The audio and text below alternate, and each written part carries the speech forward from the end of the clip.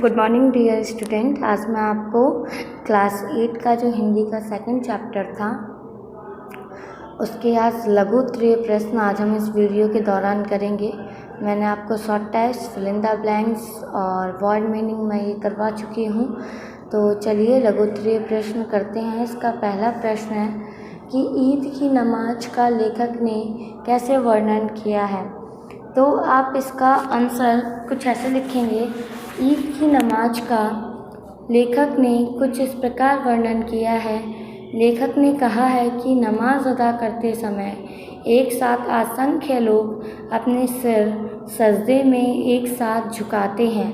वह एक साथ खड़े होते हैं और फिर एक साथ झुक जाते हैं। सभी के द्वारा यह क्रिया कई बार दोहराई जाती है।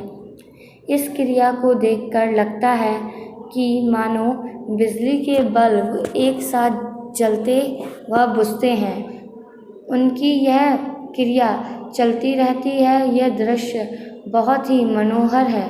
लोगों की एक साथ इस प्रकार की क्रिया मन को श्रद्धा और आनंद से भर देती है। यह क्रिया सभी के अंदर भाईचारे की भावना का निर्माण करती है। ऐसा लगता है मानो सभी मानवों की आत्माओं को एकता के धागे में ऐसे पिरो दिया गया है जैसे माला के धागे में मोती के दाने को। ठीक है, तो आप ये इस तरीके से पहला आंसर लिखेंगे। फिर दूसरा है, ईद के दिन बच्चे क्यों प्रसन्न होते हैं। तो आप इसका आंसर ऐसे लिखेंगे।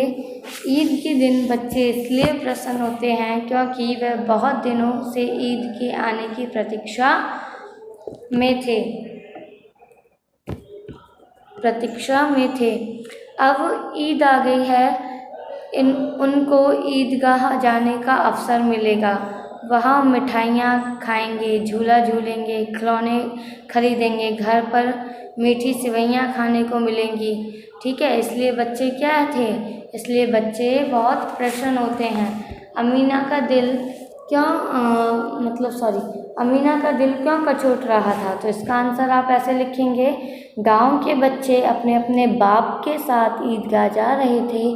हादिम अकेला था। अमीना के सिवा उसका कोई नहीं था। उसे घर पर सेवइयाँ ना पकानी होती तो वह साथ जाती। 3 कोस तक वह पैदल कैसे चलेगा, उसके पैरों में जूते भी नहीं हैं। अमीना साथ जाती तो बीच बीच में उसे गोद में उठा लेती। यह सोचकर उसका दिल कचोट रहा था।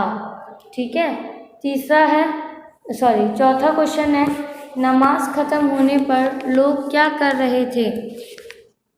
नमाज खत्म होने पर लोग क्या कर रहे थे। तो इसका आंसर आप ऐसे लिखेंगे। नमाज खत्म होने पर लोग आपस में गले मिल रहे थे और फिर मिठाइयाँ और खिलौनों की दुकानों पर धावा बोलते हैं। क्वेश्चन नंबर 5 है, हाजिम के पास कितने पैसे थे। तो लिखेंगे हाजिम के पास 3 पैसे थे। लोहे की दुकान देखकर हादिम ने क्या सोचा। लोहे की दुकान देखकर हादिम ने सोचा कि दादी के पास चिमटा नहीं है। तवे से रोटियां उतारती हैं तो हाथ जल जाता है। अगर वह चिमटा ले जाकर दादी को दे दे तो वह कितनी प्रसन्न होंगी, फिर उनकी उंगलियां कभी ना जलेंगी। तो ये आपके लघु उत्तरीय प्रश्न थे। मैं इनका PDF भी आपको सेंड कर दूंगी। ठीक है, तो इस तरीके से आप इन क्वेश्चंस को समझकर और स्टोरी को एक बार केयरफुली रीड कर उसके बाद ही आप आंसर लिखेंगे। अगर आपको लगता है कि आप खुद से लिख सकते हैं तो आप खुद से भी लिखेंगे। ठीक है, थैंक यू। दीर्घ उत्तरीय प्रश्न मैं PDF बना के मैं आपको फिर कल सेंड करूँगी। तो आज के लिए इतना ही।